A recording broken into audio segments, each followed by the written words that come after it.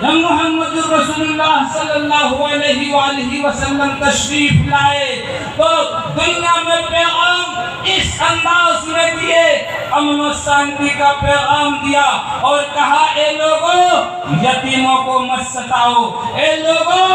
غریبوں کا مال مت کھاؤ، اے لوگوں عورتوں کو اب چتا پہ مت جلاؤ، اے ظالم باپ اپنی زندہ بچی کو زمین میں مت دفن کرو۔ جس نے امن و شانتی دیا اسی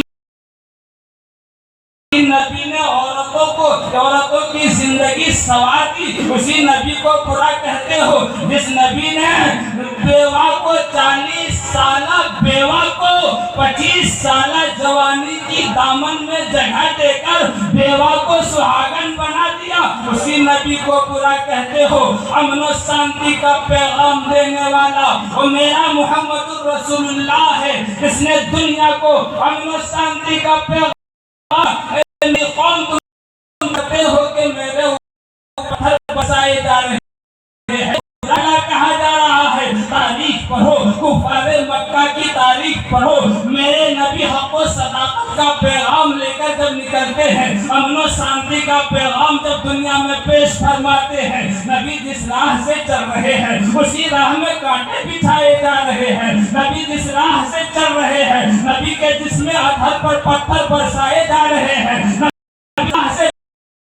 جھاڑو دے کر عورتیں گرد و غبار کو اٹھا کر نبی کے سر مبارک پر پھینکا جا رہا ہے، جس راہ میں نبی چل رہے ہیں لوگ نبی کو برا کہہ رہے ہیں۔ نبی نے پیغام دیا اے برا کہنے والوں، اے میرے اوپر ظلم کرنے والوں، میں تیرے اوپر ظلم نہ کروں گا، اے مجھے گالیاں دینے والوں میں تجھے گالیاں نہ دوں گا، اے میرے جسم پر پتھر برسانے والوں میں تیرے جسم پر پتھر نہ برساؤں گا۔ حد تو یہ ہے ایک موقع ایسا بھی آیا، علماء کرام کی ذمہ غفیر ہے، بڑی ذمہ داری کے ساتھ عرض کرتا ہوں، ایک موقع ایسا بھی آیا کہ گلے رسول میں رسی ڈال کر دشمنوں نے تپتے ہوئے صحرا میں تپتے ہوئے بالوں پر گھسیٹ رہا تھا، سیدہ فاطمہ نے دیکھا، آنکھیں نمناک ہو گئی، پلک آنسوؤں سے بھیگ گئے، سیدہ رونے لگی، رب کی بارگاہ میں ہاتھ اٹھاتی ہے،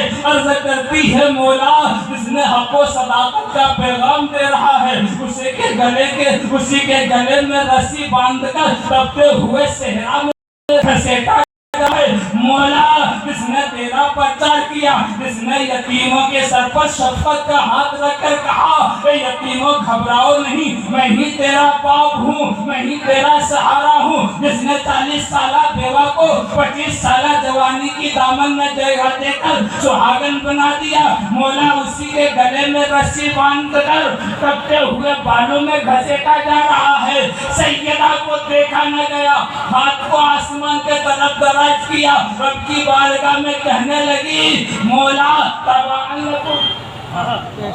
ابھی تباہ کا ہی لفظ سیدہ نے استعمال فرمائی تھی، مقدس رسول نے، رحمت بن کر آنے والے رسول نے، شانتی کا ماحول پیدا کرنے والے رسول نے، امن و شانتی کا پیغام دینے والے آمنہ کے لال نے دست مبارک کو اٹھاتے ہیں، بیٹی فاطمہ کے منہ پہ رکھ دیتے ہیں، فرماتے ہیں کونین کے آقا بیٹی ہلاکت کی دعا مت کرو، بیٹی ہلاکت کی دعا مت کرو۔ سیدہ عرض کرتی ہے ابا حضور جس راستے سے آپ گزر رہے ہیں آپ کے راہ میں کانٹے بچھا رہی ہے یہ قوم، آپ کے جسم پتھر پر پتھر برسا رہی ہے یہ قوم، آپ کو برا کہہ رہی ہے یہ قوم، آپ کے سر مبارک پر گرد و غبار ڈال رہی ہے قوم، آپ حالت سجدہ میں ہوتے ہیں تو پشت نبی پر اٹھ کی اجڑیاں ڈال رہی ہے قوم، اور آپ ہلاکت کی دعا کرنے نہیں کہتے۔ پیغمبر اسلام نے پیغام دیا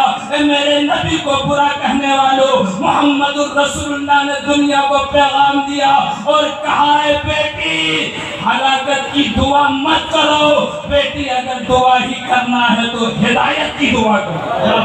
کیا بات ہے، سبحان اللہ، نعرہ تکبیر، نعرہ رسالت، آمد رسول،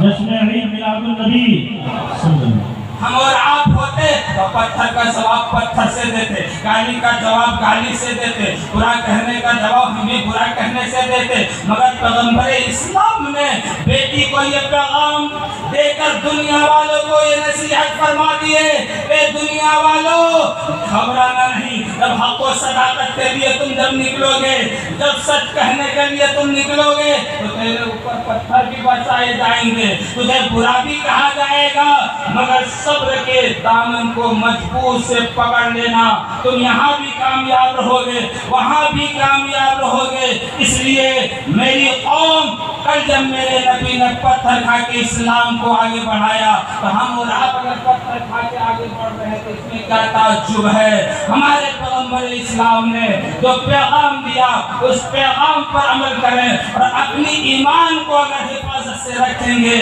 تو آپ یہاں بھی کامیاب رہیں گے، وہاں بھی کامیاب رہیں گے، آپ کو کوئی پریشان نہ کر پائے گا۔ اگر ایمان کا سودا کر دیں گے یہاں بھی ٹھوکر کھائیں گے، وہاں بھی ٹھوکر کھائیں گے۔ خوب کی شہر چمن پھول چنے ساد رہے، باغ وہاں جاتا ہوں شہر باغ کا